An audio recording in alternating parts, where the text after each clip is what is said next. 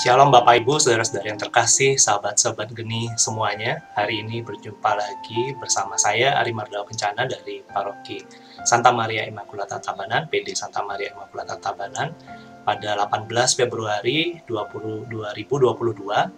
Bacaan yang akan kita renungkan bersama-sama pada hari ini adalah dari Markus 8, ayat 34 dilanjutkan ayat 9 sampai dengan 1. Izinkan saya membacakannya. Pada suatu ketika, Yesus memanggil orang banyak dan murid-muridnya, dan berkata kepada mereka, "Setiap orang yang mau mengikuti aku harus menyangkal diri, memikul salibnya, dan mengikuti aku. Karena barang siapa mau menyelamatkan nyawanya, ia akan kehilangan nyawanya. Tetapi barang siapa kehilangan nyawanya karena aku dan karena Injil, ia akan menyelamatkan nyawanya. Apa gunanya seorang memperoleh seluruh dunia, tetapi ia kehilangan nyawanya? Karena apakah yang dapat diberikannya sebagai ganti nyawanya? Kalau seorang malu karena aku dan karena perkataanku di tengah-tengah angkatan yang tidak setia dan berdosa ini, maka Anak Manusia pun akan malu karena orang itu apabila ia datang kelak dalam kemuliaan Bapanya diiringi malaikat-malaikat kudus." Kata Yesus lagi kepada mereka, "Aku berkata kepadamu, sungguh di antara orang yang hadir di sini ada yang tidak akan mati sebelum mereka melihat kerajaan Allah datang dengan kuasa." Demikianlah sabda Tuhan. Terpujilah Kristus. Bapak, Ibu, saudara-saudari yang terkasih dalam Kristus, pengajaran hari ini diberikan oleh Yesus ketika dia baru saja selesai menegur Petrus dengan sangat keras. Karena ketika itu Yesus mengatakan bahwa misinya yang akan dia lakukan di dunia ini harus ditanggung dengan banyak penderitaan, harus ditanggung dengan penolakan, bahkan dibunuh. Petrus lalu ketika mendengarkan Yesus berkata begitu, lalu segera menarik Yesus ke samping dan menegur dia. Mungkin maksudnya dia baik. "Tuhan, jangan sekali-sekali engkau harus mengalami hal yang sedemikian buruk. Jangan sampai terjadi, Tuhan."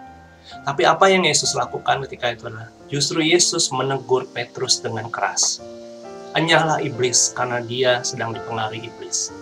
Engkau memikirkan apa yang dipikirkan manusia, tetapi bukan apa yang dipikirkan oleh Allah." Inilah konteks pengajaran Yesus yang dilanjutkan dengan ketika dia mengumpulkan para murid sesudah itu. Dia lalu mulai mengajar para murid dengan 3 identitas pokok yang harus dimiliki oleh seorang murid Kristus. Pertama adalah sangkal diri, kedua pikul salib, dan ketiga selalu mengikuti dia. Bapak, Ibu, saudara-saudara yang terkasih, sangkal diri berarti menyangkal diri adalah menempatkan kebenaran atau kehendak Allah lebih tinggi daripada keinginan-keinginan pribadi kita. Ini adalah suatu tindakan yang mudah dikatakan tapi sangat sulit dilakukan. Kita seringkali melakukan apa yang mungkin kita anggap gampang atau apa yang menguntungkan kita tanpa mempertimbangkan apa sebenarnya yang diinginkan oleh Tuhan dalam kehidupan kita. Berapa banyak dari kita dalam hidup sehari-hari bertanya terlebih dulu pada Tuhan, "Tuhan, apa yang harus kuambil dalam keputusan-keputusan ini?" Sama seperti Petrus yang tidak bertanya dulu dan melakukan apa yang dia pikirkan, bukan apa yang Allah pikirkan. Petrus memikirkan apa yang mudah, apa yang gampang. Kita pun juga seringkali lebih cenderung seperti itu, bukan mendahulukan keinginan dan kehendak Tuhan. Jadi sekali lagi, penyangkalan diri adalah mendahulukan kehendak Allah daripada keinginan diri kita sendiri. Memikul salib berarti mengorbankan diri, bahkan nyawa, untuk mempertahankan keyakinan iman kita, untuk menyelamatkan banyak orang melalui pelayanan kita, melalui pemberitaan Injil. Dulu ketika zaman Yesus, salib dipandang sebagai sebuah palang penghinaan, sebagai sebuah hukuman bagi penjahat-penjahat yang terberat, bagi penjahat-penjahat yang terjahat. Tetapi ketika Yesus memikul salib itu, dia mengubah salib itu menjadi salibnya, menjadi salib Tuhan. Salib yang Tuhan Yesus minta kita pikul sehari-hari bukanlah salib penghinaan, bukanlah salib penghukuman, atau salib kesia-siaan, atau salib yang konyol seperti yang dunia pikirkan. Tetapi salib Tuhan, salib kemenangan. Ketika kita berbicara kita harus memikul salib Tuhan, salib kemenangan, itu ada 2 hal yang sangat penting yang selalu kita jadikan suatu patokan, yaitu pertama, saya akan selalu dituntut berkorban. Saya mungkin dituntut sampai mati. Tetapi yang kedua, saya melakukannya agar orang lain mengalami hidup.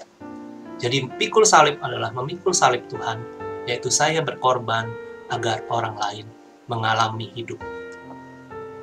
Bapak, Ibu, Saudara-saudara terkasih, mengikut Yesus berarti Dia selalu kita tempatkan di depan, memimpin langkah hidup kita. Dia ke kiri, kita ke kiri.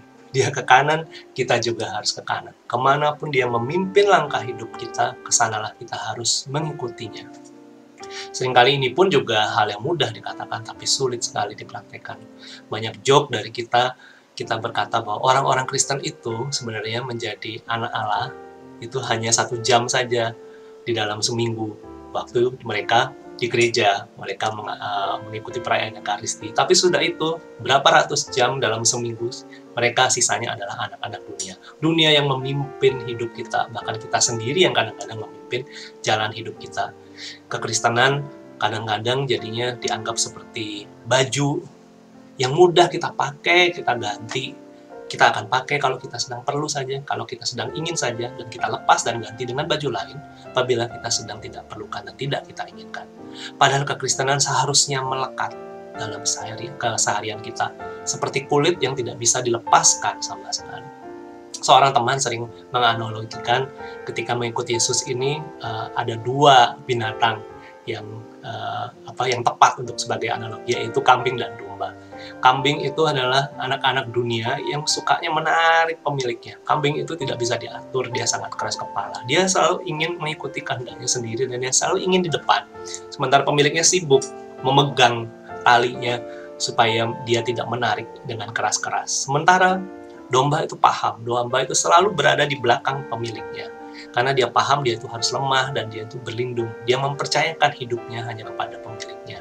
Nah, yang menjadi pertanyaan adalah, apakah kita sungguh sudah mengikuti Yesus dalam keseharian kita dengan menjadi seekor domba yang selalu berada di belakang pemimpinnya dan membiarkan pemimpin kita memimpin hidup kita dalam keseharian kita. Kita barangkali sering melupakan identitas kekristenan kita di atas.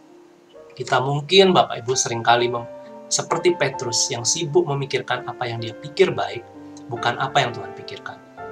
Maka mari hari ini kita membangun sebuah tekad, sebuah perubahan terus-menerus, sebuah sikap tobat terus-menerus melalui bacaan. Ini juga berarti kita harus diminta untuk memuridkan diri dengan sungguh-sungguh. Memuridkan diri dalam bahasa Yunani dikatakan matetes. Hari ini kita belajar pemuridan yang diinginkan oleh Yesus bukan sekedar pemuridan yang seperti ini kita pahami, sekedar transfer ilmu, tetapi sebuah proses meniru keseluruhan hidup guru. Bukan sekadar belajar, 2 tambah 2 adalah 4, tetapi belajar lebih dalam lagi, apa pikiran guru, apa perkataan gurunya, apa sikap hidup gurunya, dan yang terpenting, apa tindakan gurunya lah, yang harus dijadikan pikiran, perkataan, sikap hidup, dan tindakan sang murid. Guru kita adalah Tuhan Yesus, kita pun juga harus memuridkan diri, kita membangun sikap agar kita dapat menjadi serupa dengan Yesus dalam keseharian kita setiap hari. Kita bisa mulai membangun sebuah eksio sederhana, sebuah aksi rohani yang sederhana dengan melatih sikap-sikap rohani yang sederhana dalam keseharian kita. Kita bisa menyangkal diri dengan membiasakan diri mulai hari ini untuk selalu bertanya kepada Tuhan, apa yang harus saya lakukan Tuhan di dalam doa pada hari ini? Apa yang seharusnya lakukan Tuhan di dalam permenungan kita dalam setiap hari dengan sabda Allah? Dan dengan kesukuan kita berusaha mendahulukannya dan menjalankannya, walaupun mungkin tidak sesuai dengan keinginan dan rencana kita. Mungkin kita kadang-kadang dalam jam-jam Angelus mengambil break sejenak, berdoa dan bertanya kepadanya, Tuhan, apa yang harus kulakukan pagi ini, apa yang harus kulakukan siang ini, apa yang harus kulakukan malam ini. Memikul salib, kita juga bisa memulai melatih diri dengan terus-menerus konsekuen, memperbaharui pelayanan-pelayanan kita dimanapun, di dalam keluarga, di dalam gereja, dalam masyarakat. Sebagai contoh, saya bisa menunda pergi bersenang-senang dengan teman-teman saya, agar saya bisa membantu pekerjaan di rumah yang ternyata begitu menumpuk. Itulah pikul salib Tuhan. Saya mati agar orang lain mengalami hidup. Mungkin saya juga bisa berkorban, saya tunda kesenangan saya untuk berbelanja yang saya sudah inginkan dari dulu, karena ternyata ada anggota keluarga saya atau teman saya yang lebih membutuhkan uang itu. Itulah memikul salib. Saya mati agar orang lain mengalami hidup. Dan banyak lagi sikap-sikap pelayanan sehari-hari yang bisa kita bangun. Seperti dalam bacaan pertama yang mengatakan iman tanpa perbuatan pada hakikatnya adalah mati. Semoga perbuatan-perbuatan kita yang dalam iman pun sungguh-sungguh terpancar di dalam keseharian kita masing-masing. Dengan itu identitas kita menjadi jelas terpancar dan bercahaya sebagai seorang pengikut Kristus di tengah keluarga, gereja, dan dunia. Selamat pagi, Tuhan memberkati kita semua. Amin.